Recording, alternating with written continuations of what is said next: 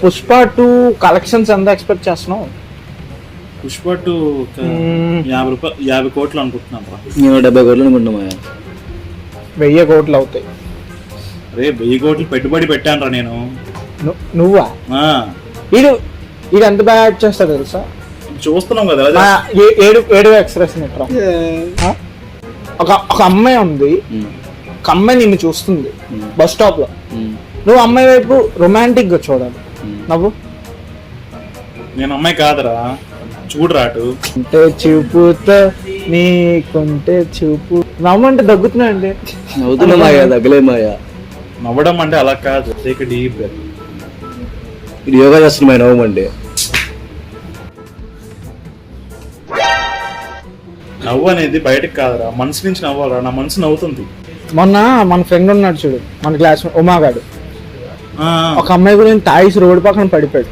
నేను వాడిని దగ్గర చేసి మా మోటివేషన్ ఇచ్చి, లైఫ్ అంటే అమ్మాయి కాదు, వేరే అమ్మాయిలు ఉన్నారు, ఇంకా బోల్డ్ మంది అమ్మాయిలు ఉన్నారు, ఈ అమ్మాయి పోతే ఇంకా అమ్మాయి.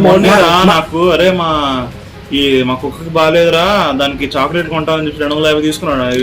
ఇంకా కొనుక్కోడానికి ఇంకా ఫోన్ వేయించుకుంటూ అర్జెంట్ అవసరం అని, అది కూడా మందు కొనుక్కోడానికే. అరే నువ్వు ఇంత పిస్తున్నాడువా నువ్వు. ఇందాకలా అరే అర్జున్ ఆటో డబ్బులు 20 రూపాయలు ఫోన్ పే చేయంటే కొట్టలేదు, మరి అడిగి 150 రూపాయలు అలాగే వేసావరా నువ్వు. ఇదంతా కాదు, ఈ వీకెండ్ మనం గోవా బయలుదేరుతున్నాం. వెళ్దాం.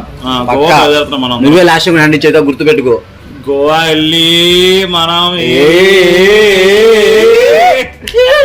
లోకం ఎలా అయిందంటేరా, ఈ కాలంలో డబ్బు లేకుండా ఈ లోకం నడవట్లేదు. బయట ఇల్లు కాకుండా ఇంట్లో బాత్రూమ్ ఉంటుంది, అందులో దొడ్డెళ్ళొచ్చు. కానీ ఇల్లు కాకుండా నువ్వు బయట బాత్రూమ్ వెళ్ళాలన్నా డబ్బులు కట్టాలి. ఈ మధ్య టాలెంట్తో పని లేదురా, పాలిటిక్స్ ఎక్కువైపు. నీలో ఎంత టాలెంట్ ఉంది? క్రికెట్ ఆడుతావు కదా బాగా. మొన్న కాలేజీలో ఎందుకురా టీంలో తీసుకోలేదు నేను, పాలిటిక్స్ జరిగి. వాడు కిక్ బాక్సింగ్ ఎంత బాగా ఆడతాడు, వాడు కూడా టీంలో సెలెక్ట్ చేయలేదు. పాలిటిక్స్ ఈ మధ్య ఎలా అయిపోయిందంటే ప్రతి ఒడిని తొక్కేద్దాం చూస్తున్నారు రా.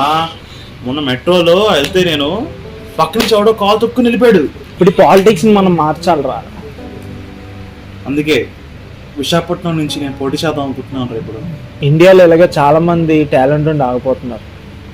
దేనికైనా సరే రిజర్వేషన్స్ అని, ప్రతి చిన్నదానికి పాలిటిక్స్ రా. రిజర్వేషన్ ఎలా అయిపోయిందంటే ఈ కాలంలో ట్రైన్ ఎక్కాలన్నా రిజర్వేషన్ చేయించుకోవాలంటారా. ఒకప్పుడు బస్సు వస్తే ఎక్కి వెళ్ళిపోయారు, ఇప్పుడు అదే రిజర్వేషన్ పేరు పెట్టారు. యాక్చువల్లీ ఇప్పుడు ఈ రిజర్వేషన్ కాన్సెప్ట్ ఎలా వచ్చిందంటే, పూర్వం అంబేద్కర్ ఉండేవారు. సో ఆయన ఇలా రిజర్వేషన్ అని పెట్టారు, కానీ ఈ కాలంలో ప్రజలు దాన్ని తప్పుగా అర్థం చేసుకొని వేరే దృష్టిలో అది మారుస్తున్నారు. అది మార్చాలి మనం. అది అంబేద్కర్ పెట్టింది పేదవాళ్ళ కోసం మా రిజర్వేషన్, కానీ ఇప్పుడు అది ఉన్నోళ్ళకి అయిపోయింది మా రిజర్వేషన్. ఒకప్పుడు ఎంతో గొప్ప కవి పుల్లెల గోపిచంద్ అనే వ్యక్తి చాలా కష్టపడి ఒక కవిత్వం రాశాడు. ఏమ్మా పాలిటిక్స్, ఏమా పాలిటిక్స్, ఎక్కడ పెట్టావు నీ ముఖం, ఎక్కడ పెట్టావు నీ ముఖం, నాకు ఇవ్వలేదు నువ్వు సుఖం. 10th క్లాస్లో మనకు లెసన్ ఉండేది కదరా. అది